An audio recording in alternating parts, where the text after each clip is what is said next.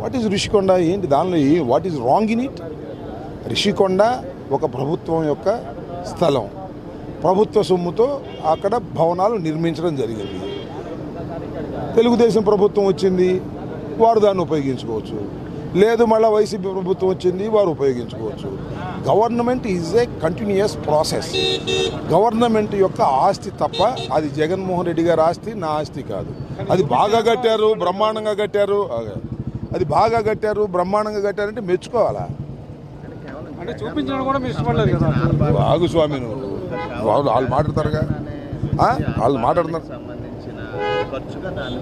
అది that is a different matter. వాళ్ళు ఇన్నైనా ఇది చేసుకోవచ్చు, నువ్వు వచ్చి ఇటు అడుగు, ఇన్నన్నా చేసుకోవచ్చు. నేను అనేది ఏంటంటే ఇన్నన్నా చేసుకోవచ్చు.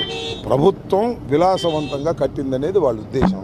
అది జగన్మోహన్ రెడ్డి గారు ఉండటానికి కట్టారనేది వాళ్ళ అభియోగం. వాళ్ళ అభియోగాలను వాళ్ళు చేసుకోమని మాకేం అభ్యంతరం లేదు. But it is a government property. Government సొమ్ముతో కట్టింది, గవర్నమెంట్కే చెందుతుంది. అది బ్రహ్మాండంగా కట్టారు, విలాసంగా కట్టారు, జగన్మోహన్ రెడ్డి గారు ఉండటానికి కట్టారు. These are all their stories. They can say like that.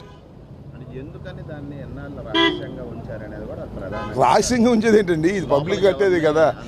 కట్టేటప్పుడు ఎవరు లోపల రానికపోవచ్చు, అది వేరే అంశం. ఎందుకు చూడాలి? ఏమన్నా మ్యూజియం చూడటానికి?